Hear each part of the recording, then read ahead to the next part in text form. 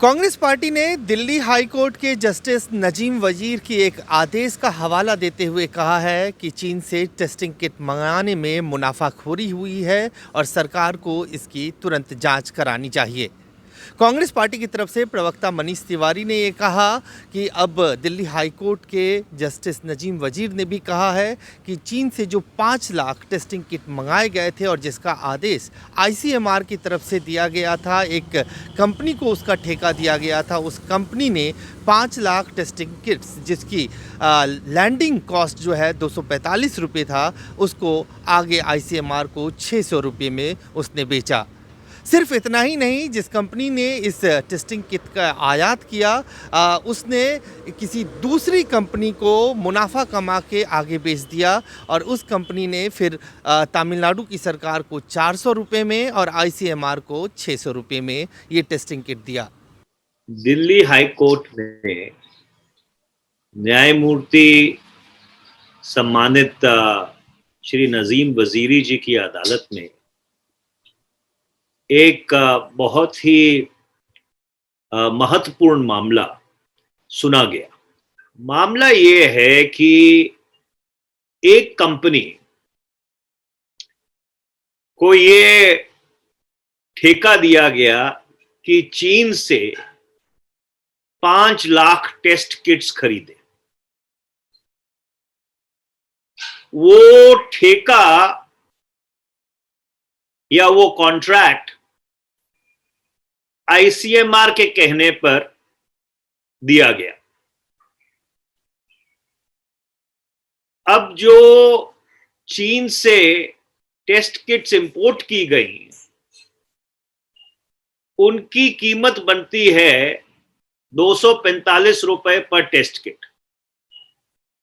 क्योंकि 5 lakh test kits का ठेका था, तो इसकी पूरी कीमत बनती है 12 करोड़ और 25 लाख रुपए। तो जिन महाशय ने इसको चीन से आयात किया, उन्होंने एक दूसरी कंपनी को ये जो 5 लाख टेस्ट किट्स हैं वो 21 करोड़ रुपए की बेची। तो उसने 7.5 करोड़ रुपया मुनाफा कमाया और उस कंपनी ने आगे वो टेस्ट किट्स आईसीएमआर को 30 करोड़ में सप्लाई की।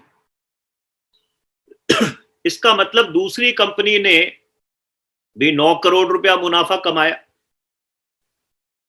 तो कुल मिलाकर 30 करोड़ रुपए की ट्रांजैक्शन में से ये दो कंपनियों ने मिलकर 18 करोड़ और 75 लाख रुपया इसको अंग्रेजी में कहते हैं आर्बिट्राज लिया। तो मतलब 100% से भी ज्यादा मुनाफा ये कंपनियां आईसीएमआर को जो टेस्ट किट सप्लाई हो रही हैं उसमें कमा रही हैं। और जिस कंपनी ने चीन से ये किट्स को आयात किया, मैट्रिक्स लिमिटेड करके कंपनी का नाम है, मैट्रिक्स लैब, वही कंपनी तमिलनाडु सरकार को वही किट 400 रुपए में सप्लाई कर रही है।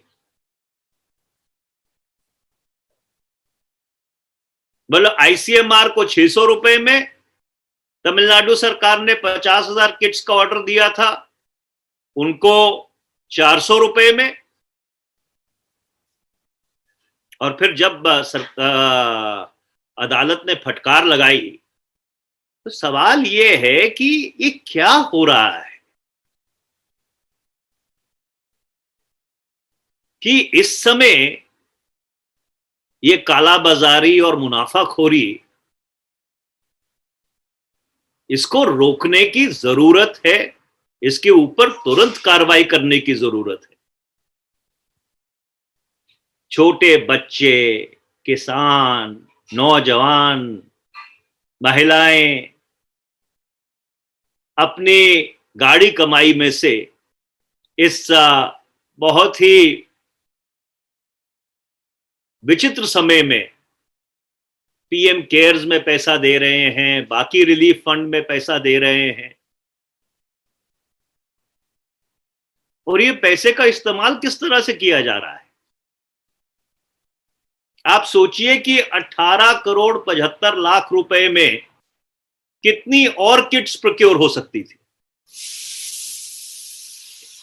और जब कल मैंने ये बात कही कि देश के पास सिर्फ 3 लाख आरएनए किट्स, एक हफ्ते की सप्लाई बाकी है और इसीलिए टेस्टिंग कम है, अब ये समझ आ रहा है कि इसकी खरीद में किस तरह से कथाकथित धांधली हो रही है। तो हम सरकार से ये मांग करना चाहते हैं कि इस मामले की तुरंत जांच होनी चाहिए और इस प्राकृतिक आपदा के समय, एपिडेमिक के समय, पैंडेमिक के समय ये जो मुनाफाखोरी हो रही है, इस पे तुरंत रोक लगनी चाहिए। और जितनी इंपोर्ट हुई है पिछले 1 महीने में, जब से लॉकडाउन शुरू हुआ है, उस सारी इंपोर्ट के जो सारे दस्तावेज हैं उनको तुरंत सार्वजनिक किया जाना चाहिए कि किस रेट पे उस कंपनी ने इंपोर्ट किया है और किस रेट पे सरकारों ने वो चीज खरीदी है। क्योंकि समाज को भी ये पता लगना चाहिए कि ये कौन ऐसे लोग हैं जो इस महामारी के समय मुनाफाखोरी कर रहे हैं। कांग्रेस पार्टी ने केंद्र सरकार से मांग की है कि पिछले 1 महीने में जितने भी प्रोक्योरमेंट हुए हैं, चाहे वो टेस्टिंग किट के हों, पीपी के हों या दूसरे किसी भी हेल्थ इक्विपमेंट्स के हुए हैं, उन सब को पब्लिक डोमेन में रखना चाहिए, उन सब को सार्वजनिक करना चाहिए केंद्र सरकार को। और इस पूरे मामले की जांच होनी चाहिए और दोषियों के खिलाफ सख्त कार्रवाई होनी चाहिए। अजय झा, गो न्यूज़, दिल्ली।